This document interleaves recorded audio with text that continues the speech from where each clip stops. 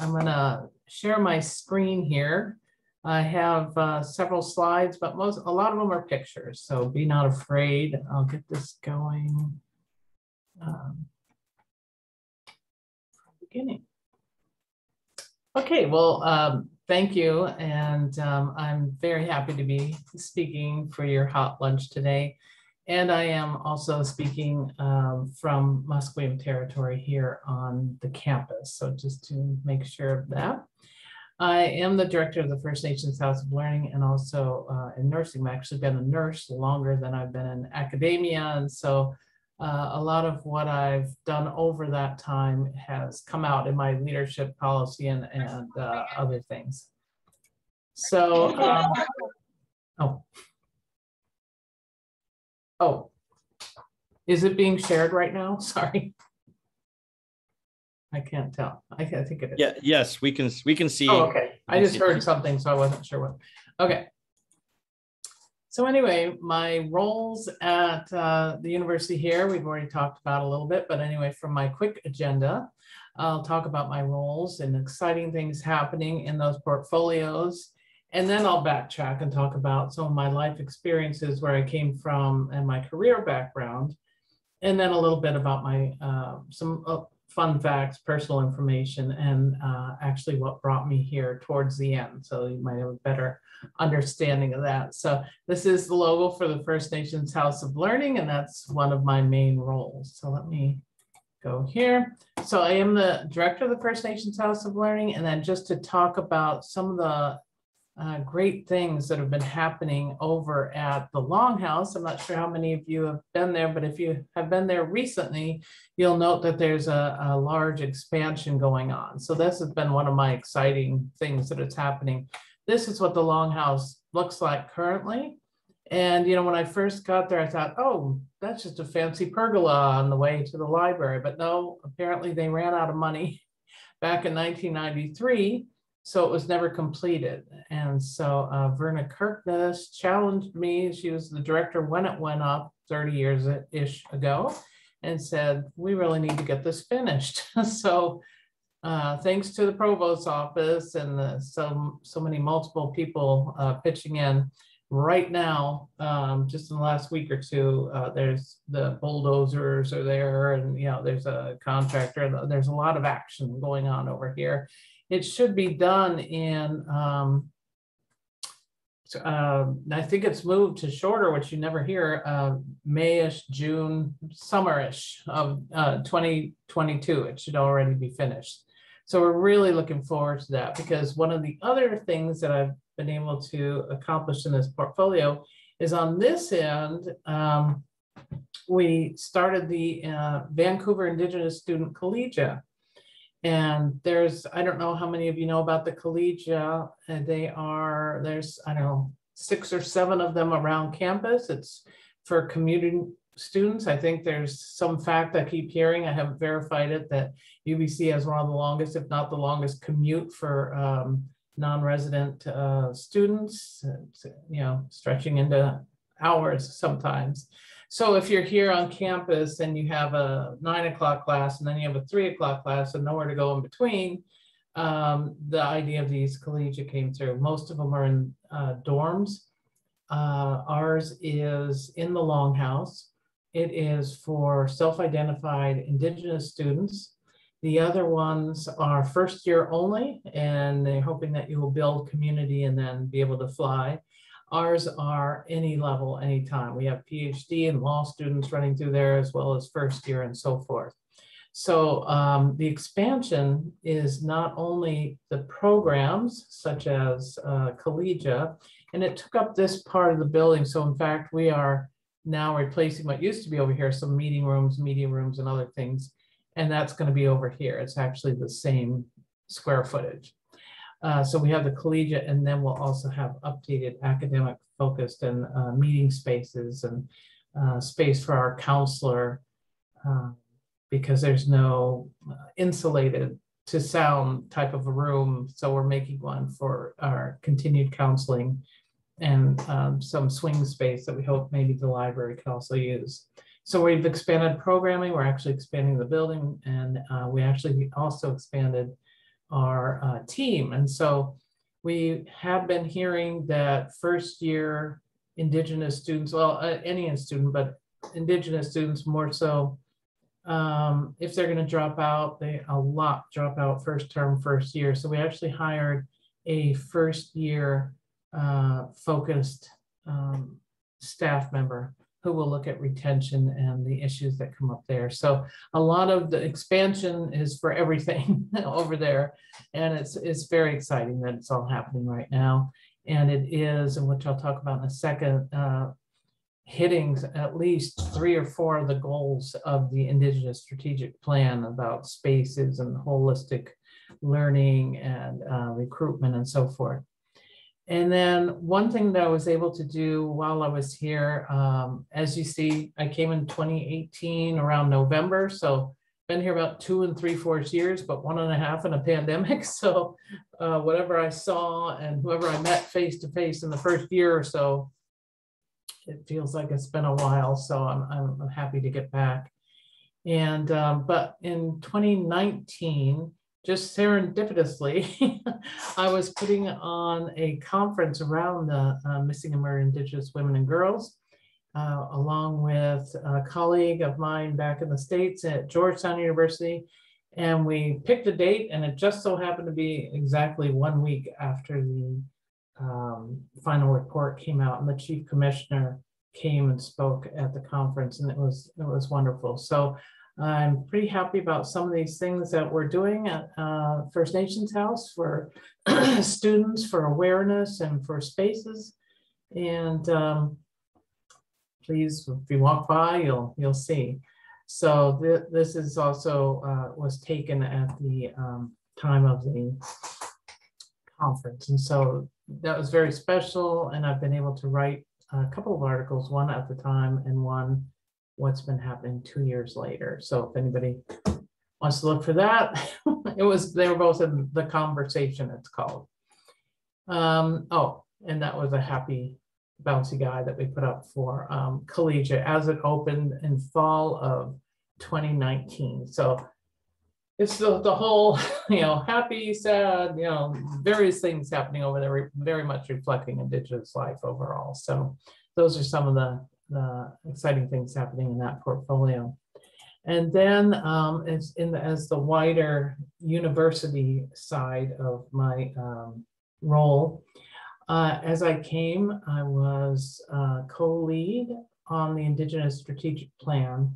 We spent 2 years on that and developed it greatly. We did have bones up from it, and there was a previous one in 2009, I believe, which was, I think, the first Indigenous Strategic Plan in Canada, maybe North America, for Indigenous focused strategic plan. And then it was relaunched and redone in 2020. So from the time I got here in 2018 until 2020, Dr. Lightfoot, myself, and our team held so many workshops and put up a survey and had one-to-ones, talked to leadership. We gathered a lot of data. I believe it was 15,000 data points, and came to be able to put it into, with again consultation after that, as to prioritizing 8 goals and 43 actions. So when some of you are wondering in your various places around campus, you can certainly thumb through it with the ISP, as it's called, website just opened in the last week or so. And there's the site for it. It used to be housed specifically or only under the Indigenous portal, which is indigenous.ubc.ca. Now it has its own site, and you'll find there toolkits and so forth. So if you're in a large staff area, let's say, you might want to bring to your bosses that there is a toolkit on this site that says, how do we evaluate our area to see where we're at? Nobody, it's just for your own purposes to say, where do we go from here? It's not an individual, am I Indigenous focused or not? It's for units.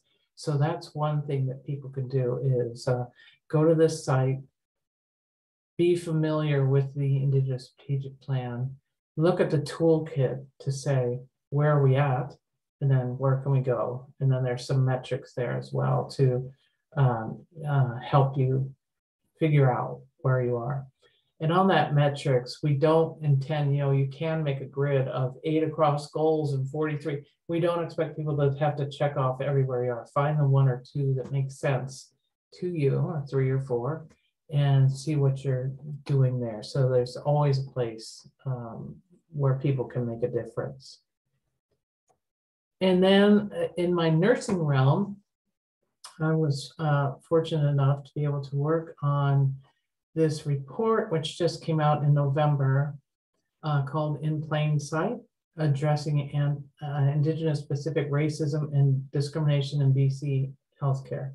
I would urge any of you to also look at this report if you have any interest in it. This is where I was able to bring my nursing and leadership and policy together in a place at UBC. So although it was a Minister of Health ordained investigation and report, Mary Ellen Turpel-Lafond was the leader.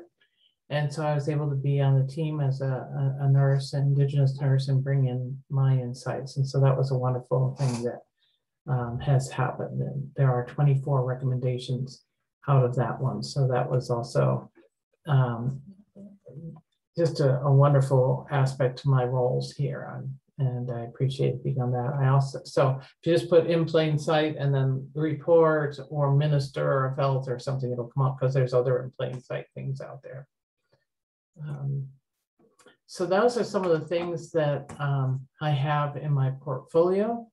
The buildings, literal buildings, programs, staff, student-focused programming. My nursing, I do teach the mandated, I have one mandatory course on Indigenous people's health promotion in the School of Nursing. So I'm happy to be on that. That came out of the TRC. There's the TRC 23-24, which are actions that are focused on healthcare. So happy to come here and be able to be part of all of those things at the university level, at my program level, at the faculty level. So just a wide ranging bunch of opportunities for me here. So in part answers, what brought me here, but I'll talk more about that in a bit. So I do want to keep an eye on this though. So now I'll backtrack, like, how did I get here? Like what brought all those perspectives to me? So I am enrolled at the 3 affiliated tribes of North Dakota. It's a federally recognized tribes. Those are the terms that we use in the US. I probably will slip and use some US vernacular. We still say Indian in many cases. It's still the legal term. We say tribes and so forth that I think people are shifting away from or have shifted away from here in Canada. But anyway, so those 3 tribes are the Mandan, Hidatsa, and Arikara. Of that, I'm specifically enrolled in Hidatsa, but I do have Mandan ancestors as well, great grandmother and so forth. So it's in North Dakota. So this is one difference for me. As you can see, please note there's no trees. This is in the plains. I think Canadians say the prairies maybe. Anyway, so obviously we don't know from totem poles and house posts and so forth. So that was the learning curve when I came here. There's 4 beautiful house posts in the Longhouse, if anybody has been there, and then a number of totem poles around campus and Vancouver and beyond and so forth. That was, we didn't have that. So these are traditional earthen lodges. They are recreated there in a certain area to remind people of how people lived before colonization and so forth. So that's like literally where I'm from. And then leadership, I think, was passed down to me on both sides. We talked a little bit about the Dakota, which I just have learned a lot about in recent years because I did a a DNA test. I mean, I always knew in the US we have pedigree, so it literally says Canadian Sioux or something on it, as well as my Hidatsa and whatnot. But I wasn't quite sure what that meant because I only knew the Hidatsa people. And so when I did that, I heard from many, many relatives going, "Oh, you're one of us, and you're actually descended from," and I got the book out of the library here at UBC, never heard of him, someone named Ink Paduta, who was a pretty famous chief having to do with Dakota Wars in US and then came up to Canada. So anyway, I'm still learning that part, but he was pretty famous apparently, although I'd never heard about him because again, in the US, and I will be bringing some differences, well, maybe they're not a lot different.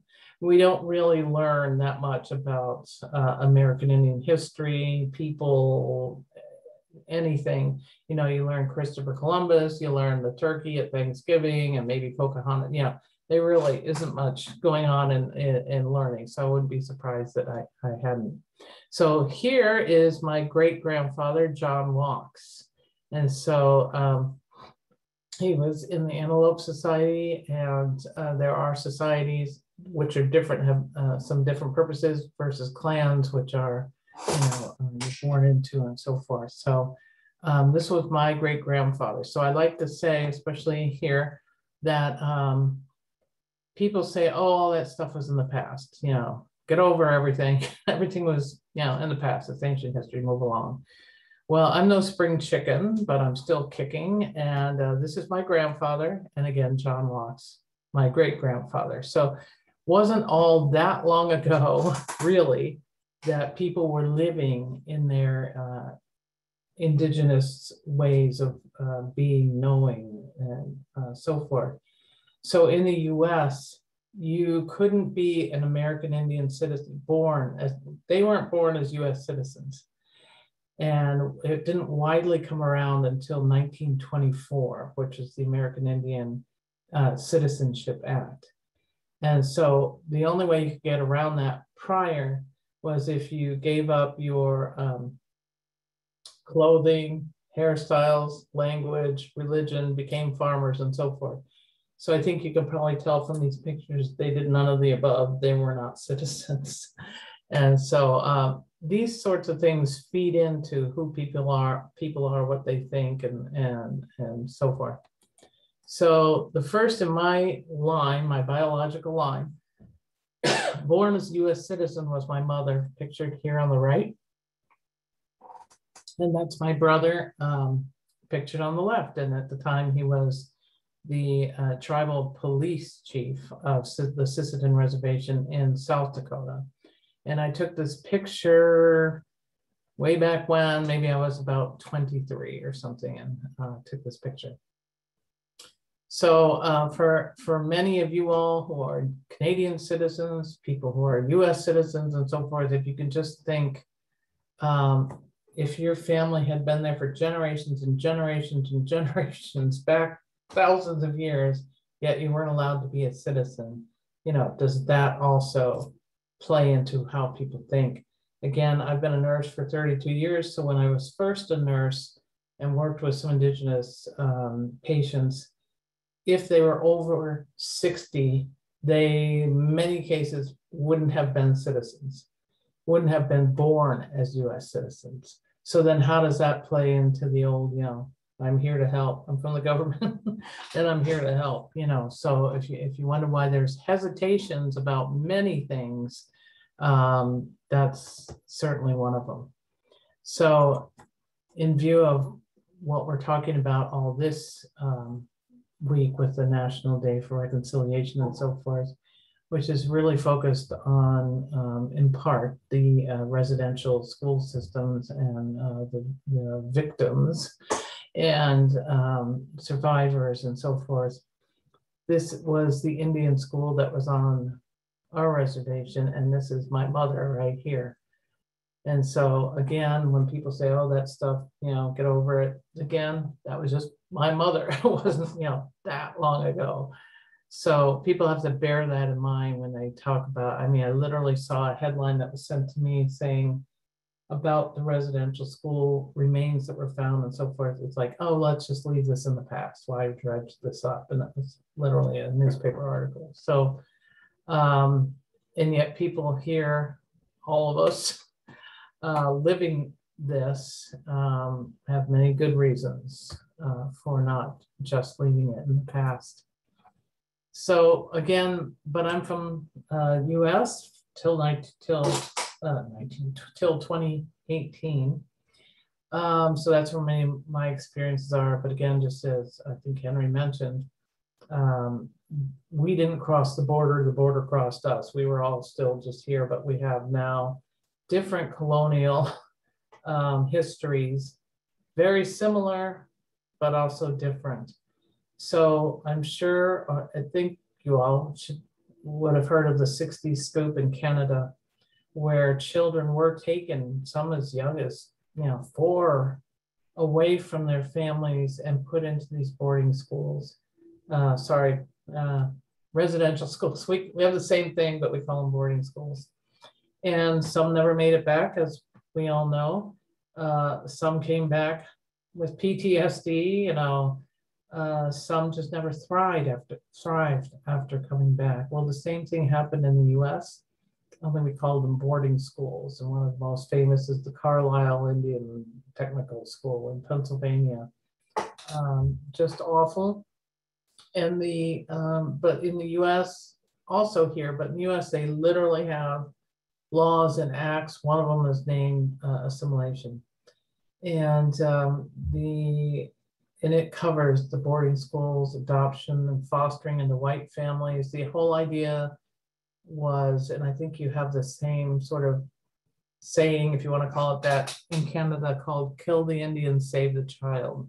So that's when you try to, cut the hair, don't talk your language anymore, dress like this, become Catholic, etc., whatever it was, because they figure they'll make you a good white person, sort of, and enter the, as they say, the body politic, and leave that other stuff behind.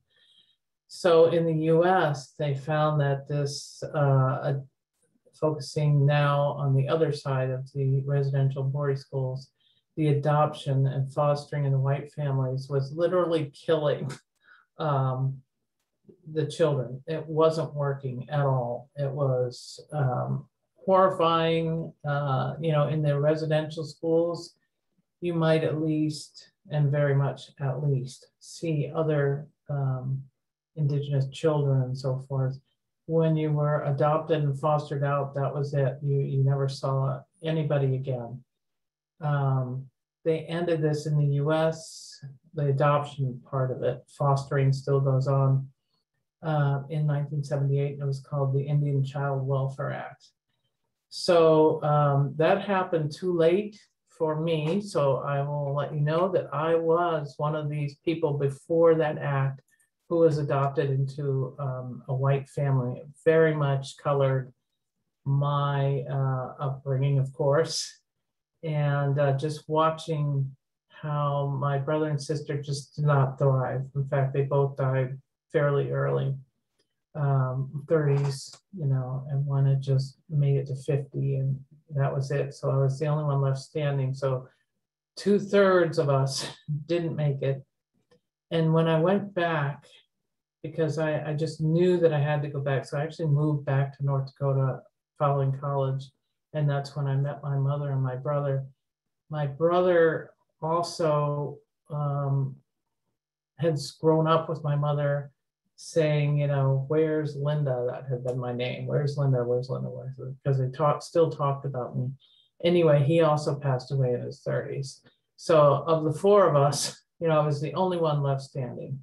This is why they now, whether you are taken from the family, as mine, the people left didn't make it, the people were taken away didn't make it. And so a lot of these things are in my background. But I also have to still answer to people who say, oh, you're not Indian, you didn't grow up on the reservation. Well, if you can see from this picture, we didn't exactly blend. So we were moved from North Dakota to outside the DC area in a suburban area that's pretty much still very much white today. And it was definitely white back then.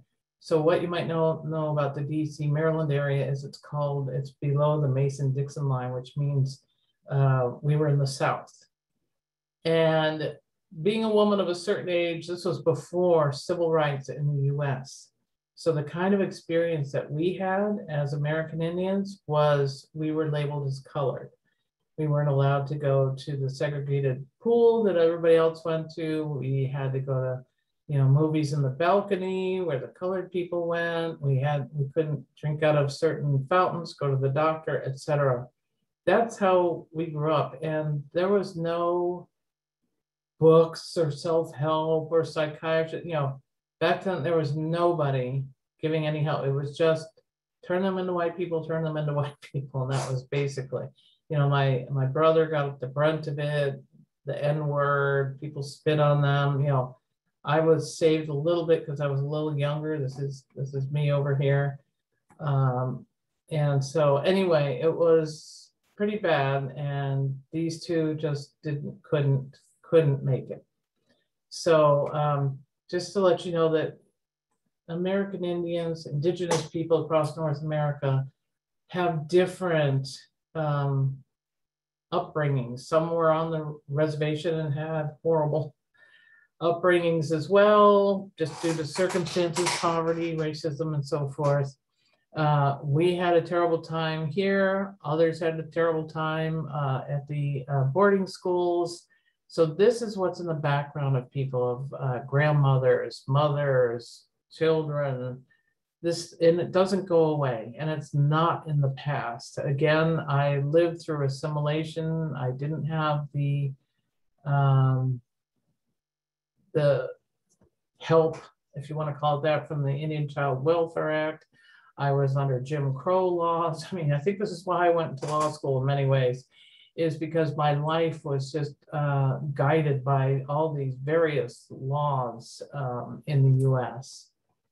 So that, just if you know, this fed into a lot of my ideas and sensibilities.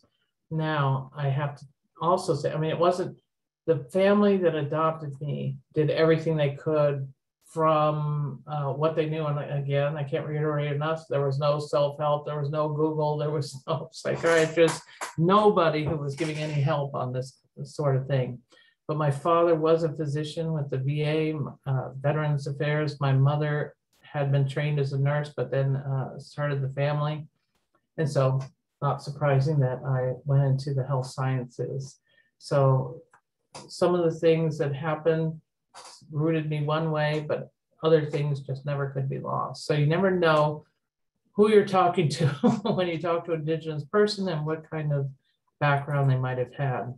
So I've recently talked a little bit at another place about why is it these others, my biological brother, my adopted brother and sister, failure to thrive, all sorts of things happened and went on there. And yet, from the outside, it looks like, hey, you made it. So in the beginning, I would probably, because of my nursing background, think, okay, that's resilience. I'm making it in spite of all this, So I just went off in 700 million directions. I've kind of toned it down now. But so I have a degree in biology, 3 degrees in nursing, and then the law degree. My areas are aging, leadership, policy, and disparities. My busiest, most crazy time, and then I quit doing all that then for the most part, was I got my PhD from the University of Texas, Houston in 2000. So I took a tenure track position at University of Minnesota. That's 6 years on the tenure track, overlapping with a postdoc at the University of Colorado, specifically on Native elders. Again, aging is one of my areas. That took up 2 years. So every other month for 2 years, I was flying to Denver for that, coming back and being on the tenure track. And then I went to law school on the weekends from 2002 to 2006. So you can see how this overlapped. I was in a postdoc for 2 years, law school for 4 years because it was weekends only, on the tenure track for 6 years. And I had 4 kids when we went there, they were 5 to 10. I had 4 kids in 5.5 years. So I tenured and received my Juris Doctorate both at the same time in 2006. Now that I've had some time, 15 years from that, I have come to, the more I learned, to know, was it resilience or was it a trauma response? And I'm sort of in my older age thinking, I think that was a trauma response. You know, I don't want to die. You know, I need to do what I can quickly, keep going. Yes, I'll do this. Yes, I'll do that. Yes, I'll do this. And it just got to craziness. And so I toned it down some since then. And then when I look back, I have no idea how I got through those years. But when you look at people, again, I didn't even know myself until later. I thought, you know, that's partially, if not fully, a trauma response to everything that happened over the years. So this will be quick. Anyway, I was in academia for 21 years, but just to show the range of places, and a nurse for 32. I became a nurse and worked in the Veterans Affairs, big hospital in Portland for 2-3 years. Decided I wanted to work with Indigenous patients. So we actually moved to New Mexico, and I worked at the Santa Fe Indian Hospital. In the US, they still have a whole system of Indian hospitals. You know, that could be another whole story. But anyway, I was there for about 6 years, and then worked with one of the most traditional tribes in the US, which is Zuni in New Mexico. It's the largest of the Pueblo tribes. They still speak their language, do their doings, et cetera, et cetera. But just quickly, so I was at University of Minnesota for 10 years. The last 2, I was actually a Robert Wood Johnson Health Policy Fellow, staffing the US Senate Special Committee on Aging. I was there during the Obamacare years, so that was really interesting. Then Yale recruited me from there. I was there for 5 years, but my last year there, last semester, I was doing a Fulbright at McGill. I was the research chair on Aboriginal Indigenous life across the North American context, looking at both countries. And then I was recruited to University of Buffalo to be Assistant Dean of Inclusion and Diversity, and was also a university fellow on Indigenous inclusion. Sorry, I'm just looking. Of course, it doesn't work. Okay, and I only have a couple more, so I can wrap it up. So putting it all together. So I was able to write a couple of texts for nursing about American Indians, the first one that was ever written, and it was in 2015, so if that tells you anything, and then a broader one on health equity. So putting it all together, grow an understanding of Indigenous experiences. They are not all the same. You could go on, you can just imagine that some of the things that I mentioned, you might have grown up on reserve, you might have grown up in, you know, a city, you might have known your parents, might not have known your parents, etc.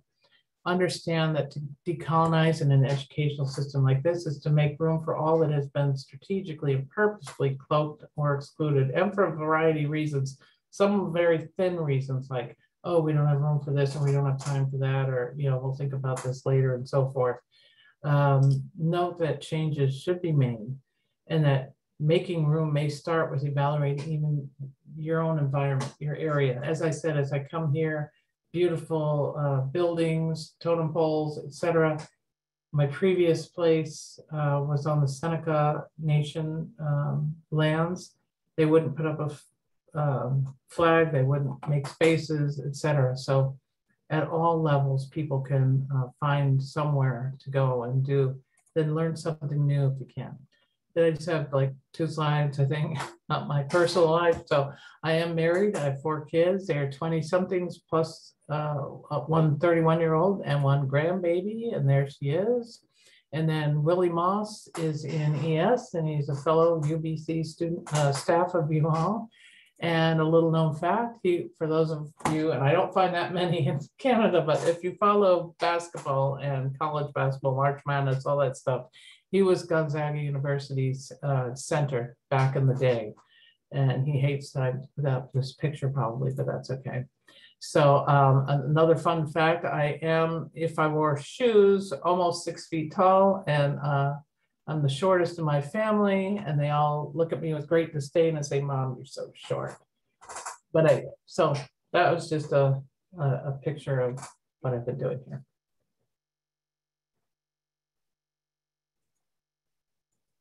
Thank you. Awesome. Thanks, Margaret. Thanks for. In fact, I think you answered some of the questions in the body of your slides, and especially some of the questions that I think were sent earlier. So thanks to all of you who sent some questions earlier in the week. And so I think maybe I'll actually pluck a couple to pass on to you that as I was listening, those that perhaps weren't already embedded in some of your talks, but it may be an easy one first that I see here as, what do you do to relax and get away from the stresses of work? I think that's one that will be beneficial to everybody, but looking at all you do right now and all you've done, I'm not sure you have time to get away, but how do you make sure that you have time to get away from the stress, and what are those things? Yeah, well, just quickly, I think since 1.5 of my 2.5 years has been in a pandemic, my husband and I would just walk around campus. So if you ever see a really huge African-American man and a relatively tall Indian, there we are. We're walking around. We turned one corner, one of my memorable walks, really close to where we work, but there was a big bush there. So we came there to a corner face to face with a coyote. So he just went, "Ooh," and they ran. So I guess the coyote was more scared of him than we were. So yeah, we walk around campus and do things like that. Thanks. And I mean, it was an empty campus that's become very full in the last last few weeks. Well, there's a lot of coyotes running around. Yeah, they're dealing with that too. Let's see, another question. You kind of partially answered some of these questions about how your lived experiences kind of ended up informing your own practices professionally. But so that's one that if you have any more to say, feel free. But I think one of the other questions was, what else do you think needs to be done to support Indigenous students at UBC, both on unit by unit and organizational? I think on a high level, you kind of talked about that. But what do you see as some of those priorities that really do need to be taken care of, and that the House of Learning isn't going to be able to do it just as an institution itself? Sure. Well, some of the services that we do, I think, need to be broadened and elsewhere. Like you're saying, outside of the House of Learning, like even within faculties, I don't know. So for instance, counseling seems to be a big thing. We don't actually provide it, we provide space for it, but we noted that having an Indigenous focused counselor was highly needed, or people who have any kind of idea of how to counsel, because do they know these things that I just told you? I mean, that was one experience, but who knows that stuff and knows how to help. So counseling is big. Of course, food insecurity is another big one. So anywhere where anybody has ideas about helping with that, it got worse during the pandemic. We try to offer, lunch once a week, but I'm sure there could be uptake elsewhere. The collegium seems to be helping, but again, this is just one space. There's about 1,300 Indigenous students, and we serve, I don't know, maybe 100 or 200 come by for various reasons. So there's a lot of space for other people to think of how can we help. So great. No, thanks. Thanks for that. And I'm old enough and was here in the 1980s, an undergraduate, when 1,300 Indigenous students would have seemed like we weren't close to that. Let's just say the numbers were in the tens to hundreds at the most. So it's interesting that kind of wonderful growth, you could say, has also brought its own sort of needs in terms of capacity. So a remander that even our successes bring new challenges and needs. So thanks. There's a couple that I'll sort of give you the option of answering in the interest of time, whichever one. One is a question and maybe you can take some time. What is a question you get all the time that you're tired of answering and wish people would already know the answer to? So a kind of the FAQ that you wish people just went to the FAQ question before asking you that question. And then maybe you can give a thought to that. And, it's another person said, I think you're a great leader, and you've had so many things that you've done in your life, but what would you be, what is your success that you're most proud of? So those are two that feel free to answer, either or both, or Sure. I would think nursing is my main first profession. So getting out that textbook has been just wonderful, and I've gotten a lot of feedback and a lot of uptake, and I'm very proud of that first nursing textbook.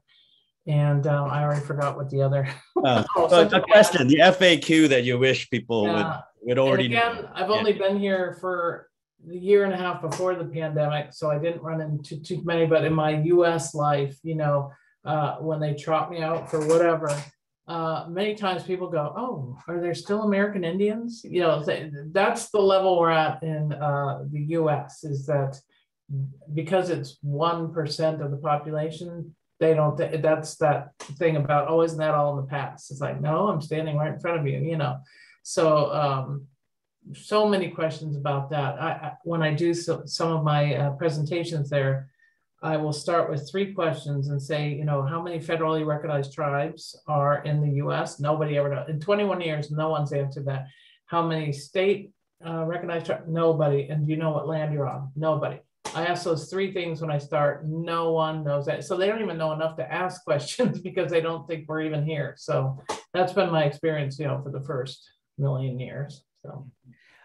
And here's one that maybe I'll sort of raise since you've raised this. I've had this question asked to me many times. It's like, and you just sort of touched upon it. What good is acknowledging the territory you're on and the people, we do this as formal protocol. Again, this is something that's happened not just in my lifetime, but in my time associated with UBC. The city of Vancouver adopted that again very recently. I believe it was 5-6 years ago.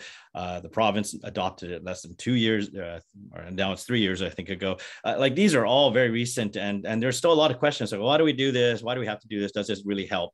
And in some sense, your American experience of not done, and it's what do you think now as someone coming up and arriving and perhaps encountering the increasing acknowledgement of territory? Well, as I say, sorry, around truth and reconciliation, you can't skip to reconciliation until you have the truth. So if people don't even know this land belonged to the X people, whoever it was, and this is how they stewarded it for you for 10,000 years, and now just come bulldozing in, literally and figuratively, without any sense of what's happened here, what the connections to people are, or anything else. In the U.S., we have this saying out of Lakota Sioux, which is Mitakoye Oyas, and we are all related, and we don't just mean people, we mean to the trees, to the earth, to the coyotes, everywhere. So if you don't know, if they're not your relatives, because you just came in here and then you decided to do X, Y, and Z, think of it as relatives. And then would you really be doing that? Would you go to somebody else's family gathering and do all this stuff to their relative, without even knowing who they are, what's happening, or anything else? So there's a lot of Indigenous ways of knowing like that. I took a quick, 12, 16 weeks, 1.5 rounds of Dakota back in Minnesota when I was there, and online partially. Anyway, they told us, go outside and speak Dakota, because the trees, remember, they were still there. They remember when it was spoken, and the rocks and everything. So when you have that coming from that kind of sensibility to this bulldozing in, the two just don't. And so people need to learn those ways of knowing. Thanks, Dr. Moss. And again, thank you for sharing with us today. I know we've asked a lot of you, and I think it's really important that we get to know you and the work you're doing, because the pandemic hasn't given us the chance perhaps for you to well, you've gotten to know the campus walking around, but perhaps the staff who are gathered here, who again are the lifeblood of the university. And with that, I want to again ask everyone to join me in thanking Dr. Margaret Moss for joining us and sharing with us today, and to kick off the Hot Lunch series for the year. And also, I think, to exemplify why we do this, which is again, and I'll shift to this, talking about the Hot Lunches to come. Hot Lunch was created 8 years ago, for those who perhaps haven't been to a Hot Lunch before, to bring together staff so that they could get to know each other, they could get to know what they did and how important their work is, and to ask speakers to come to hear what kinds of things that are important going on campus. And some of them have been administrators, VPs, the president, provost, directors of important units like the House of Learning, but also in some sense a chance for all the staff to recognize each other as being really at the heart of this university and what makes it a great university. So our thanks for the honor of your presence, Margaret, to come and speak, and to also help acknowledge the importance of the work that our staff do at UBC, and that they know what's going on, even if it doesn't immediately in their, maybe it doesn't touch what their responsibilities are. And yet you've asked, and you've shared that the Indigenous Strategic Plan is asking every unit and every person at the university to think about what they can do to drive forward these goals of truth and reconciliation. So thank you for helping deliver that message as well. Next, one of the things that our Back to Campus is struggling with is just back to campus, and can we have lunch together? So we're going to ease in with our next few speakers, not rushing. But next Hot Lunch is October 27th with Dr. Nainan Abraham, who is an Associate Dean, Equity and Diversity in the Faculty of Science, and a professor as well in the Department of Microbiology and Immunology, who will talk both about his COVID research work as well as his role. And I've had the privilege of serving with Dr. Abraham on several committees in terms of equity, diversity, and inclusion, and his role in pushing for really data. He's a scientist and disaggregated data. And one of the things that perhaps is an erasure that Dr. Moss alluded to is when you deliberately don't want to know something, the best way is to not gather data or mush it together so you can't actually disaggregate and figure out what's happening, because it's all these numbers that are added together, and you erase the difference between what you're doing to some folks and others. And so Dr. Abraham will be talking about some of the importance of data, of EDI work, and needing to know what you're dealing with in order to actually solve problems. It'll be our first hybrid lunch, Hot Lunch. And what we mean by that is we'll be offering lunch to purchase or take away. So you can take it away back to your office if you're on campus. You can come and pick it up and eat in our dining hall and watch a live stream of the Hot Lunch. Or you can stay in the comfort of the Zoom and make your own lunch somewhere. We're going to share info on what the Hot Lunch is that you can purchase and pick up. So I think we'll even try to make it easier for you to make something on your own that is sort of like what everyone else who's purchasing and eating. So again, we're trying this because we really want to see what your level of comfort is, for you to literally vote with if you're not dying to, sorry, if you're really eager to come and eat with each other and share a meal together, then that'll be possible in our dining hall. And again, it'll be COVID protocols and safe as much as we can make it. But if you'd like to pick up the lunch and go back to your office and eat there, or in your whatever place that you can eat, you can do that. Or you can stay on Zoom and join us virtually. So we're going to do it hybrid. Part of this is just to see what all of your comfort level is to do something like this. And we'll then, it'll shape what we do next after that. So if you do miss Chef's Lunch, already I've got a tip off that, it will be also a way to introduce you to our new chef, Chef Seifu. So Chef Clarence has brought on, he personally flew before the pandemic to Singapore to hire Chef Seifu, who specializes in all kinds of Malaysian, Southeast Asian cuisine, as well as Indian and African cuisine that is again, because of our students, he's picking up. So it's yeah, it'll be fun. It'll be a bit of an experiment. So we ask you to vote with your feet in some sense of by telling us what your comfort level is, and so more information will come, but again, we're hopeful that this will become something that brings us back together physically eventually when it's safe.